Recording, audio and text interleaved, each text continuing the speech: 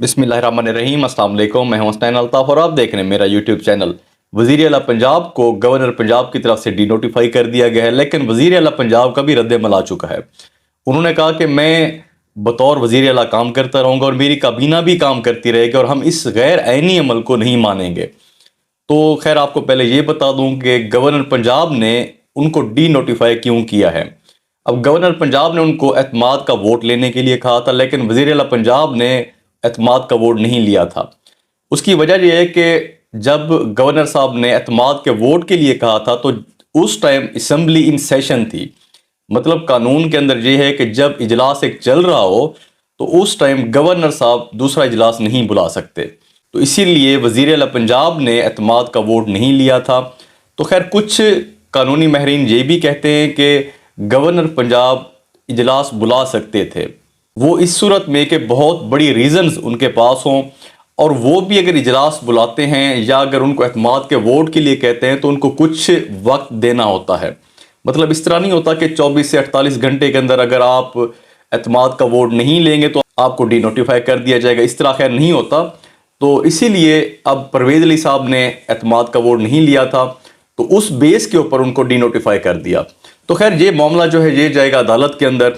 अब मैं तो सिर्फ यही कहना चाहूँगा जो मैंने पिछले व्लॉग में भी कहा था कि अब सियासतदानों के हाथ से काम निकल चुका है।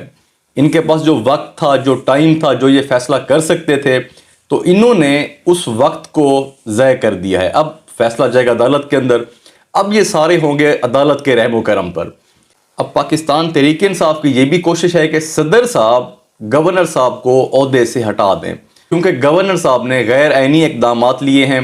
तो अब ये कुछ डेवलपमेंट्स हो रही हैं। तो मैंने पिछले व्लॉग में भी यही कहा था कि अपने ओहदों का इस्तेमाल करके, अपनी पावर को यूज़ करके अपनी अपनी पार्टीज़ के लिए काम किया जाता है, लेकिन मुल्क के लिए नहीं किया जाता।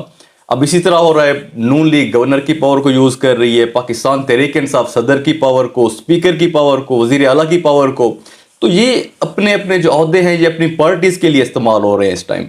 जिस तरीके से नून लीग ने ख़ास तौर पे किया, जो गवर्नर के जो ओहदे को इस्तेमाल करके, जो पावर को यूज़ करके जिस तरह का उन्होंने फ़ैसला किया है।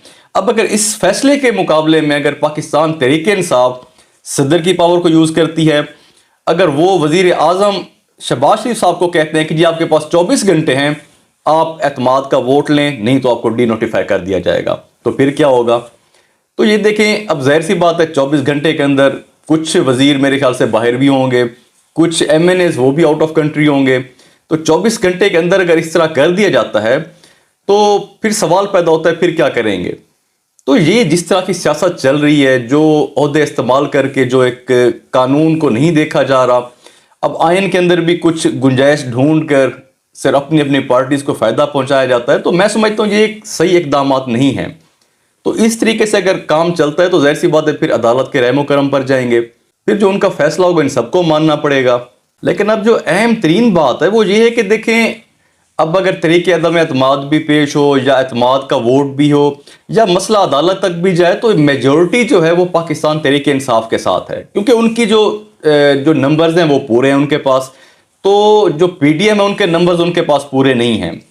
बात जो सबसे मैं समझता हूँ कि इस पूरे खेल के अंदर जो अहम तरीन है वो परवेज़ अली साहब हैं, क्योंकि वो जिस साइड पर जाएंगे उनके नंबर्स ज़्यादा हो जाएंगे। ये तो एक इसमें कोई शक वाली बात ही नहीं है। तो पूरी की पूरी जो गेम है वो परवेज़ अली साहब के ऊपर है। अब सवाल ये पैदा होता है कि परवेज़ अली साहब अगर ये मामला सारे अदालत से तय हो भी जाते हैं, उसके बाद तरीके अदम एतमाद भी पेश कर दी जाती है, तो फिर भी सारा कुछ डिपेंड करता है परवेज़ अली साहब के ऊपर। अब वो जिस साइड पर जाएंगे उनकी ही हुकूमत बनेगी। हाँ, अगर इस तरह हो सकता है अगर हमजा शहबाज साहब PDM की तरफ से उम्मीदवार हों, इधर परवेज़ अली साहब हों, और बहुत ताकतवर जो लोग हैं वो अगर इस तरह का काम करें कि कुछ पाकिस्तान तहरीक इंसाफ के लोग असम्बली तक ही ना आ सकें, तो इस सूरत में कुछ हो सकता है। नहीं तो फिर ये भी हो सकता है कि परवेज़ अली साहब इस्तीफ़ा देकर वो अगर ज्वाइन कर लेते हैं PDM को और उनके साथ मिल जाते हैं और हुकूमत बना लेते हैं, तब भी ये सिलसिला हो सकता है इस तरह। बाकी इंशाल्लाह जो अपडेट्स होंगी आपके साथ शेयर करेंगे। अल्लाह हाफ़िज़।